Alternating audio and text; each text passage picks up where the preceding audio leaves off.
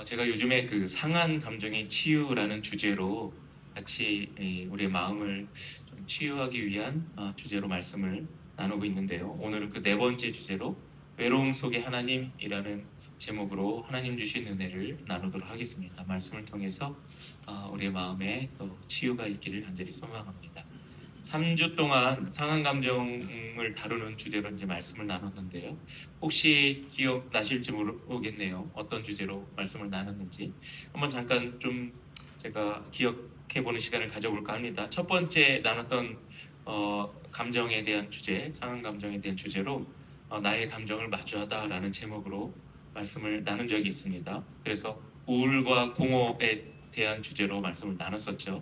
그리고 두 번째 그 다음에는 불안과 걱정을 맡기다, 불안과 걱정을 하나님께 맡기다라는 주제로 말씀을 나눴어요. 그래서 염려나 걱정을 하나님께 맡기는 것을 주제로 했죠. 그 다음에 세 번째는 분노와 실망을 다루다라는 제목으로 말씀을 나눴는데요. 실망과 분노를 다루는 신앙에 대해서 이야기했습니다. 그래서 실망이 발전해서 분노가 되지 않게 해야 한다라는 주제로 말씀을 나눴죠. 오늘은 앞에 3주에 이어서 상한 감정 치유 네 번째 시간으로 외로움과 고립감을 주제로 우리의 감정을 인정하고 회복해 하시는 그 하나님의 은혜를 또 나누도록 하겠습니다. 이 주제, 그러니까 외로움과 고립감, 외로움, 고립감, 이러한 주제는 요즘 현대인들이 가장 크게 많이 느끼는 감정의 문제가 아닐까라고 생각해 봅니다. 많은 매체에서 현대인의 외로움이나 고립에 대해서 설명할 때가 많죠. 그러면서 이제 몇 가지 사례로 설명을 하기도 해요. 제가 그걸 잠깐 얘기를 해보자면, 고립감 그리고 외로움 이런 주제에 대해서 설명할 때 혼자 사는 1인 가구의 경우 퇴근 후에 어두운 집으로 들어와서 TV나 스마트폰을 켜놓고 시간을 보내지만 실제로는 대화가 거의 없었던 하루를 스마트폰이나 TV를 보면서 이제 마무리하며 잠드는 거죠. 그런 사람들이 요즘에 되게 많습니다. 그러니까 아무하고도 얘기하지 않는 거예요. 그리고 직장에서 분주하게 보내고 집에 들어와서는 TV를 켜놓고 스마트폰을 켜놓고 그리고 그마저도 이제 대화 없이 마무리하는 거죠. 또 어떤 사람들은 SNS에 하루 종일 접속하고 들여다보지만 피상적인 관계 속에서 좋아요 버튼을 누르거나 아니면 댓글이 몇 개 달려있나 이거에 기대해서 사는 사람들이 있죠. 실제로 사람과 대면해서 대화로 소통하는 경우가 거의 없습니다. 핸드폰만을 바라보면서 여기 좋아요가 몇 개 눌려있지, 댓글은 어떻게 달려있지 이렇게 보내는 사람들이 꽤 많다는 겁니다. 또 직장인들의 경우 사무실에서 업무 외에는 대화가 거의 없는 환경에서 서로 경쟁자로 이렇게 치대는 거죠. 경쟁자나 수단의 대상으로 인식하면서 조직 속에서 혼자인 느낌으로 직장 생활을 하는 경우도 꽤 많다고 합니다. 직장 생활 하시는 분들 한번 자신을 돌아보세요. 이렇게 자기의 사무실 책상에 앉아서 어떻게 보내는지 한번 돌아보면 좋을 것 같습니다. 또 노년기에 접어든 어르신들 같은 경우는 자녀들이 독립하고 배우자가 세상을 떠난 후에 대부분의 시간을 혼자 보내는 분들이 꽤 많죠. 그래서 노년기에 접어든 어르신들 같은 경우 대화 거의 없이 그저 TV를 켜놓거나 아니면 밖에 나가서 걷기를 하거나 아니면 혼자 멀뚱히 앉아 계신 분들도 꽤 많다는 거예요. 심지어 동네 수많은 사람들이 함께 살지만 이웃의 얼굴도 모르고 인사조차 나누지 않기도 하는 그런 세대들이 굉장히 많습니다. 현대인들이 느끼는 이런 외로움과 고립감의 원인을 몇 가지로 설명할 수 있는데요. 첫 번째는 개인주의와 자기중심성의 확산 때문에 그렇게 됐다고 하는 분들이 있습니다. 또 두 번째로는 기술 발전에 따른 비대면의 관계가 증가됐기 때문에 그럴 수도 있다는 거예요. 특히 우리 코로나 시기를 보내면서 사람과 대화하지 않고 소통하는 방법들이 되게 많이 발전했잖아요. 카톡이나 SNS나 하여튼 문자나 굉장히 많이 발전했어요. 그래서 이런 기술의 발전 때문에 굳이 만나지 않고도 얼굴 보지 않고도 사람들과 소통할 수 있는 그런 일들이 되게 많아졌어요. 그래서 고독감을 느끼고 외로움을 느끼는 경우가 있죠. 또 경쟁 중심의 사회 구조나 가정과 공동체 해체, 그리고 정체성의 혼란이나 존재감의 상실이 그 이유일 때가 이유라고 말하는 분들이 많습니다. 외로움과 고립감은 단순히 혼자 있어서 생기는 것이 아니라 소속감과 관계 속에서 의미를 찾지 못할 때 발생하기도 합니다. 그러니까 어떤 모임이나 어떤 공동체에 소속은 되어 있는데 그 모임이나 그 공동체에서 의미를 찾지 못하면 그 안에서 관계 형성이 이제 어렵다는 거죠. 그리고 옆 사람과 또는 함께 그 모임이나 공동체를 이루고 있는 구성원들과 대화나 소통이 이제 어렵다는 거예요. 그러면 가치는 있어도 외로움을 느낀다는 거예요. 함께 있어도 고립감 속에 들어갈 수 있다는 겁니다. 저는 이런 시대일수록 가족이나 교회 공동체 그리고 신앙이 있는 친구들과 깊이 연결되는 것이 무엇보다 중요하다고 생각합니다. 함께 신앙생활을 한다는 것, 같은 주제로 그리고 같은 목적으로 함께 앉아 있다는 것, 찬양한다는 것, 그리고 기도할 수 있다는 것, 그리고 대화할 수 있다는 것이 얼마나 큰 축복인가 하는 생각을 해요. 밖에 나가서 내가 생각하는 신앙에 대한 생각, 아니면 내가 생각하는, 내가 고민하고 있는 고민들을 쉽사리 얘기할 수 없잖아요. 그러니 우리 같이 공동체에 모여있는 교회 공동체 식구들이나 그리고 또 가족들이나 그리고 가까운 친구들과 연결되어 있다는 것이 얼마나 귀한 것입니까? 굉장히 중요한 자산이죠. 또 하나님과의 관계는 이 모든 고립감을 이길 수 있는 영원한 해답이 될 수 있습니다. 우리의 신앙이 그렇죠. 우리는 하나님과 관계할 수 있잖아요. 하나님께 기도할 수 있고 하나님께 찬양할 수 있고 또 이 시간처럼 하나님께 예배할 수 있잖아요. 그러니까 나 혼자 있는 것이 아니라 내 곁에 하나님이 함께 계시다라는 것을 인정하면 외로움이나 고립감에서 벗어날 수 있다는 거예요. 그런데 하나님이 계셔도 여전히 외로움을 느꼈던 성경의 인물들도 있어요. 우리가 그거 살펴보면서 그들을 통해서 우리에게 찾아온 고립감이나 외로움을 또 이겨내는 방법을 한번 보겠습니다. 성경의 인물 중에 엘리야라는 선지자가 있습니다. 하나님의 명령에 순종하지만 그 후에 감정적으로 외로움과 고립감을 경험한 대표적인 선지자입니다. 열왕기상 19장 4절에 보면 이런 말씀이 있어요. 제가 읽을 테니까 귀로 들으세요. 자기 자신은 광야로 들어가 하룻길쯤 가서 한 로뎀 나무 아래에 앉아서 자기가 죽기를 원하여 이르되 여호와여 넉넉하오니 지금 내 생명을 거두시옵소서. 나는 내 조상들보다 낫지 못하니이다 하고. 왜 엘리야가 이렇게 말했을까요? 갈멜산에서 놀라운 하나님의 능력을 경험한 후, 그러니까 이방 선지자와 싸웠죠. 그리고 엘리야 혼자서 850명의 이방 선지자와 싸운 후에 하나님의 능력으로 그 선지자들을 다 물리친 후에 말한 내용이 바로 제가 지금 읽은 본문입니다. 갈멜산에서 놀라운 하나님의 능력을 경험한 후에 엘리야는 이세벨의 협박에 도망치며 깊은 절망과 외로움을 경험합니다. 하나님의 능력으로 이방 선지자들과 싸워서 이겼는데, 그런데 여전히 살아있는 그 이사벨이라는 그 사람, 그 왕의 협박 때문에 이제 도망치며 절망 가운데 외로움 속에 있는 거죠.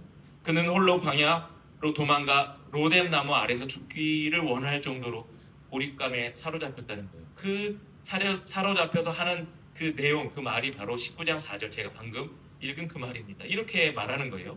자기 자신은 광야로 들어가 하룻길쯤 가서 한 로뎀 나무 아래에 앉아서 자기가 죽기를 원하여 이르되 여호와여 넉넉하오니 지금 내 생명을 거두시옵소서. 나는 내 조상들보다 낫지 못하니이다 하고. 무슨 얘기인가요?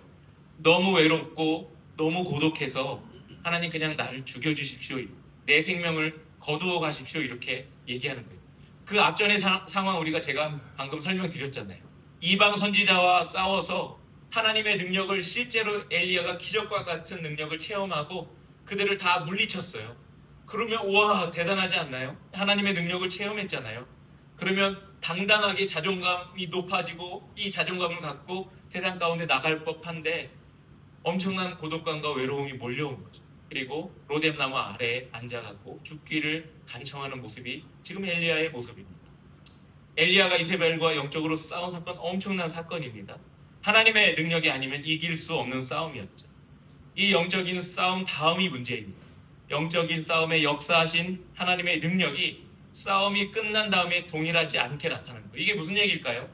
영적으로 싸움할 때, 이방 선지자와 싸움할 때 그때 누가 함께 하셨어요? 하나님이 함께 하셨죠. 그러니까 주변에 인간적인 사람은 아무도 없어도 지금 나 혼자 있는 이 순간에 하나님이 함께하고 계시다라는 것을 엘리야가 강력하게 느꼈죠. 그러니까 이방 선지자를 물리친 건 내 힘이 아니라 함께 하신 하나님이 그 능력으로, 하나님의 능력으로 이방 선지자를 물리친 거잖아요. 그러니까 엘리야는 그 순간에, 싸움하는 그 순간에, 하나님의 능력이 임하는 그 순간에 외로움을 경험할 새가 없는 거죠. 고립감을 경험할 새가 없는 거예요. 옆에 하나님이 계시잖아요. 그런데 이제 그 싸움이 끝났어요. 싸움이 끝났잖아요. 그러니까 실제적으로 눈에 보이는 하나님의 능력이 엘리야를 통해서 그 다음에는 나타나지 않아요. 그런데 이사벨이라는 여왕이 나를 죽이려고 이제 쫓아다니는 거죠. 하나님의 능력이 여전히 나타났다면 그들과 또 맞서 싸워야 하는데, 지금 엘리야는 지금 이 순간만큼은 하나님의 능력이 느껴지지 않는 거죠. 그러니 어디에 갔어요? 로뎀나무 아래 가서 하나님 지금 어디 계신가요? 조금 전에, 얼마 전에는 하나님의 능력이 나타나서 내가 실제로 경험하고 눈으로 보고 기적을 체험하고 이 순간이 있었는데, 지금 나 혼자 있다라고 느껴지는 이 순간에 하나님의 능력이 느껴지지 않으니 수없이 한없이 외롭겠죠. 그리고 고독감이 밀려왔을 겁니다. 그렇게 생각해보니 좀 이해가 되는 것 같아요. 지금 나 혼자인 것 같은데? 라고 하는 거죠. 엘리야는 싸움이 마무리된 후 혼자 남겨졌다는 감정을 느끼게 됩니다. 사역 이후에 이 공허함은 아무도 자신을 이해하지 못한다는 생각, 그리고 외로움의 감정으로 치닫게 됐을 겁니다. 결국에는 그런 생각이 들었겠지. 하나님의 역사가 나타나지 않으니, 그리고 주변에 사람들도 없으니 결국 나 자신만 남았구나, 나 혼자구나, 고립감으로 이제 쌓이게 되는 거죠. 많은 사역자와 성도들에게도 열심히 봉사한 후에 외로움이 올 수 있습니다. 열심히 봉사한 후에 목회자도 마찬가지고, 그리고 성도들도 마찬가지일 겁니다. 이 외로움은 어쩌면 당연한 것일 수 있습니다. 봉사의 정점에서 하나님께서 능력을 나타내셨고, 그 봉사가 끝난 후에 하나님의 능력이 잠잠해지는 순간 혼자인 것처럼 느껴지는 감정이 바로 외로움입니다. 그런데 이 외로움이 고립감으로 바뀌면 안 됩니다. 그 순간 외로울 수 있어요. 하나님이 느껴지지 않으니, 하나님의 능력이 잠깐 멈추었으니 외로울 수 있죠. 그런데 이것이 고립감으로 바뀌면 안 됩니다.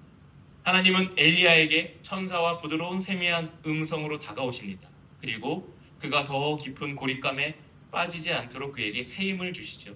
열왕기상 19장 5절에 보면 이런 말씀이 있어요. 로뎀 나무 아래에 누워 자더니 천사가 그를 어루만지며 그에게 이르되 일어나서 먹으라 하는지라. 이게 지금 엘리야에게 천사가 나타나서 하는 말이에요. 로뎀 나무 아래서 하나님 저 좀 죽이십시오. 저 기운도 없고 힘도 없고 그냥 이 나무 아래서 죽겠습니다. 하나님 제 생명을 걷어가 주세요 라고 할 때 천사가 나타나서 엘리야를 깨우면서 야, 왜 이래, 일어나서 좀 먹어, 기운을 내야지 라고 하면서 천사가 위로하면서 세미한 음성으로 그에게 기운을 북돋우지. 외로움은 하나님이 다시 부르시고 새 힘을 주시는 전환점이 될 수 있습니다. 그러니까 외로움 속에서 고립감으로 가지 않고 그 속에서 있을 때 그 하나님께서 새 힘을 주시는 전환점이 될 수 있어요. 그러나 고립감에 사로잡혀 주변의 소리, 하나님의 음성, 관계, 상황을 모두 차단하면 하나님이 부르실 때 응답할 수 있는 기회조차 잃을 수 있습니다. 그러니까 외로움과 고립감은 다릅니다. 그러니까 외로움을 고립감으로 바꾸면 안 돼요. 나 이제 혼자야. 이제 아무랑 얘기하지 않을 거야. 아무 소리도 안 들을 거야. 아무 일도 안 할 거야. 그냥 나 혼자 있을 거야 라고 하면 그게 이제 고립감이죠. 그 고립감은 하나님이 개입할 여지가 없어요. 혼자 벽을 다 만들어서 그 벽 속에 들어가 있는 것과 같은 것이기 때문에 그래요. 그러니까 외로움을 바꿔서 고립감이 되면 안 돼요. 그냥 외로움만 있을 때 하나님이 어느 순간 찾아오십니다. 일어나 너가 이러고 있을 때가 아니야. 내가 여전히 너와 함께하고 있어. 일어나 다시 기운을 내. 일어나 다시 기도해봐. 다시 찬양해봐. 다시 예배 가운데 깊이 들어가봐. 그러면 내가 너와 여전히 함께할 거야 라고 할 수 있는데, 고립감 속에 들어가 있으면 일어나 하는 그 말이 안 들려요. 누가 내 옆에 있는지도 관심이 없어요. 어떤 상황에 놓여도 이 상황 속에서 나 혼자 동굴 속에 들어가서 그 속에 갇혀서 혼자 가만히 있는 거죠. 이게 고립감입니다. 그러니까 외로움을 고립감으로 바꾸면 안 돼요. 외로움 속에서 하나님을 찾는 방법을 찾아야 돼요. 외로움 속에서 하나님을 만나는 방법을 찾아야 하고, 외로움 속에서 같은 공동체 지체들과 교제하며 관계하는 방법을 찾아야 됩니다. 그 외로움 속에서 하나님의 은혜를 찾을 수 있어요. 오늘 본문이 시편 68편 6절에 보면 이런 말씀이 있어요. 제가 읽어볼게요. 하나님이 고독한 자들은 가족과 함께 살게 하시며 갇힌 자들은 이끌어내사 형통하게 하시느니라. 오직 거역하는 자들의 거처는 메마른 땅이로다. 이렇게 얘기해요. 하나님도 아셔요. 고독한 자들이 있다는 거 아세요? 외로운 자들이 있다는 거 아세요? 그들에게는 가족을 붙여주셔서 그 가족을 통해서 그 외로움을 극복하게 하시죠. 또 갇혀있는 자들, 사람들과의 관계에서 홀로 된 자들에게는 그들을 찾아가서 형통하게 하시는 은혜를 주신다는 거예요. 그런데 말씀 뒷부분에 보니까 그것마저도 거역하는 자들은 메마른 땅에 혼자 가서 살게 된다 이렇게 말씀하시잖아요. 그러니까 본문에서 말씀하시는 이 말씀이 하나님도 아신다는 거예요. 외로운 자들, 그들을 그 외로움에서 건져내는 방법을 하나님이 그들에게 주신다는 거예요. 그러니까 방치하지 않겠다는 거죠. 방치하지 않겠다. 그러니 하나님 방치하지 않으실 때에 그 외로움 속에서 나오는 거예요. 하나님을 맞이하는 거죠. 하나님 저 외롭잖아요. 하나님이 같이 계시잖아요. 하나님 함께 하시잖아요. 그러니 저 외롭지 않아요. 저 이제 그 자유함으로 그리고 해방돼서 자유함을 누리겠습니다 라고 하는 거죠. 감정의 외로움 때문에 고독한 자, 그리고 감정의 고립으로 인해 마음의 문을 닫고 갇힌 자를 이끌어내시는 하나님인 것을 여러분 믿으시기 바랍니다. 하나님은 여러분이 외로움이라는 감정이 찾아올 때 아마 여러분의 입술을 통해서 찬양하게 하실 겁니다. 아마 여러분의 고백을 통해서 내가 왜 이런 감정에 쌓일까라고 하는 간단한 그리고 때로는 진실한 기도를 하게 하실 겁니다. 그때 하나님이 여러분을 찾아오십니다. 그리고 하나님이 여러분의 외로움을 해결하시는 거죠. 그런데 말씀드렸듯이 고독감으로 가면 안 돼요. 다윗은 하나님의 기름 부음을 받아 왕이 될 사람이었지만 사울 왕의 질투로 인해 광야로 쫓기며 긴 시간 동안 도망자의 삶을 살았어요. 그렇게 살아야 했어요. 그는 고립되고 배신당하고 때로는 동굴 속에 숨으며 외로움 속에 갇혔죠. 외로움 속에 있게 됐죠. 그런데 그 속에서 하나님만을 의지했어요. 다윗이 도망 다닐 때 그를 쫓아다녔던 그의 부하들이 있었어요. 그래도 그는 그 사람들을 의지하지 않고 하나님만을 의지하고 하나님만을 바라보는 신앙을 유지하며 지켰다는 거예요. 그러니까 사람이 있어도 외로울 수 있다는 것을 우리는 다윗을 통해 알 수 있습니다. 주변에 친한 사람이 있고 주변에 가까운 사람이 있어도 내가 그 외로움에서 극복하려고 하는 그 의지와 노력이 없으면 여전히 외로울 수 있다는 거예요. 그런데 다윗은 그 외로움 속에서 하나님을 의지하며 하나님만을 바라보며 기대했다는 겁니다. 다윗처럼 믿고 있던 사람에게 외면당의 외로움을 경험할 수 있어요. 공동체 속에서도 그럴 수 있다는 것을 우리는 알아야 합니다. 하지만 외로움의 자리는 어떤 자리냐면 외로움의 자리는 하나님을 가장 깊이 만날 수 있는 장소라는 것을 잊지 마시기 바랍니다. 외로움 속에서 하나님을 더 깊이 묵상할 수 있어요. 외로움 속에서 하나님을 더 깊이 경험할 수 있어요. 바울은 다메섹에서 빛 대신 예수님을 만난 후에 스스로 광야라는 외로운 장소에 가서 3년이라는 긴 시간을 보냈어요. 왜 그랬을까요? 그 3년이라는 긴 시간을 통해서 하나님을 깊이 만나는 훈련을 사도 바울은 했습니다. 그래서 그 시간 후에 전도자로 방방곡곡을 돌아다니면서 복음을 증거했거든요. 그러니까 외로움 속에서 그냥 나 혼자 외로워하면서 고립감으로 들어가는 것이 아니라 외로움 속에서 하나님을 만나는 거예요. 외로움 속에서 하나님을 경험하는 거예요. 하나님께서 나를 어떻게 이 외로움 속에서 이끌어내실까라고 하는 그 물음을 통해 하나님의 은혜를 체험하고 하나님을 만나는 거죠. 사도 바울이 그랬죠. 다윗은 외로움 속에서 계속 기도하고 찬양함으로 하나님과의 관계를 놓지 않았습니다. 시편의 많은 부분이 다윗이 쓴 찬양의 시입니다. 시편의 많은 부분이 다윗이 쓴 찬양의 시인데 도망자로 광야에 떠돌 때 쓴 시도 꽤 있어요. 그러니까 외로움 속에서 하나님을 찬양하는 다윗의 목소리가 시편에 담겨 있다는 겁니다. 그러니까 여러분 외로움이라는 감정이 찾아올 때 그 외로움이라는 감정 속에서 하나님을 만나는 기쁨을 경험하는 여러분의 신앙이 되기를 간절히 소망합니다. 사랑하는 동대문 교회 성도 여러분, 여러분의 삶에서 겪는 외로움 그리고 신앙생활하며 겪는 영적인 외로움이든 그 감정에서 벗어나야 합니다. 외로움이라는 감정이 지속되면 고립됩니다. 그 순간 사방으로 벽을 만들게 되어 혼자 남게 됩니다. 이 문제를 해결하는 방법으로 여러분에게 로마서 8장 26절의 말씀을 들려드리고 싶습니다. 제가 읽을게요. 귀로 들어보세요. 성령도 우리의 연약함을 도우시나니 우리는 마땅히 기도할 바를 알지 못하나 오직 성령이 말할 수 없는 탄식으로 우리를 위하여 친히 간구하십니다. 외로울 때 아무것도 할 수 없을 것 같잖아요. 외로울 때 뭘 하고 싶겠어요? 그냥 가만히 있는 거죠. 그런데 그때 성령께서 우리를 위해 탄식해 주신대요. 성령께서 우리를 위해 기도해 주신대요. 그러니 옆에 성령이 계시다는 것을 인정하는 순간 나는 외롭지 않는 거죠. 성령께서 내 대신 기도해 주시잖아요. 성령께서 내 대신 내 옆에서 위로해 주시잖아요. 하나님께 아뢰며 성령께 도움을 요청하십시오. 외로움이라는 감정이 찾아올 때 하나님께 아뢰시고 성령께 도움을 요청하시기 바랍니다. 성령께서 우리를 그 외로움과 고립감에서 벗어나게 하실 겁니다. 또 한 가지 다른 해결 방법을 제시해 보자면 교회 공동체의 도움을 받으시면 좋을 것 같습니다. 우리 교회 소그룹 모임이나 각 성교회 모임을 통해서 도움받기를 권합니다. 여러분 또래들, 남성교회 또래들 있으시잖아요. 그리고 여성교회 모임 가졌던 분들 계시고, 그리고 우리는 서로 모를 사람이 아무도 없습니다. 인원이 대단히 많은 교회가 아니기 때문에 옆으로 눈만 살짝 돌리면, 그리고 전화번호 몇 개만 넘겨보면 말할 사람이 옆에 있습니다. 주변에 있어요. 그러니 외로움이라는 감정이 찾아올 때 우리 공동체 지체들을 좀 의지해 보시면 어떨까요? 옆 사람을 좀 의지해 보시고 그 순간 내 감정 다 그들에게 고백하지 않아도 돼요. 그냥 전화 한번 하셔서 어때? 잘 지내? 라고, 아니면 뭐 하세요? 라고 물어볼 때 그때 이제 대화가 시작되는 거잖아요. 또 시간이 좀 있으면 차 한잔 할까? 라고 해보는 건 어떨까요? 정기적인 만남이 아니어도 괜찮습니다. 그냥 전화 한 통화로. 그리고 아픈 어떤 분들에게 그냥 전화 한번 해서 몸은 좀 어때? 라고 할 때 아마 그분도 나 혼자 아픈 것 같은데 라고 하는 그 외로움에서 벗어나서 나를 걱정해주는 우리 교회 공동체 지체가 있구나 라고 여겨지겠죠. 그러면 이제 외로움에서 벗어날 거예요.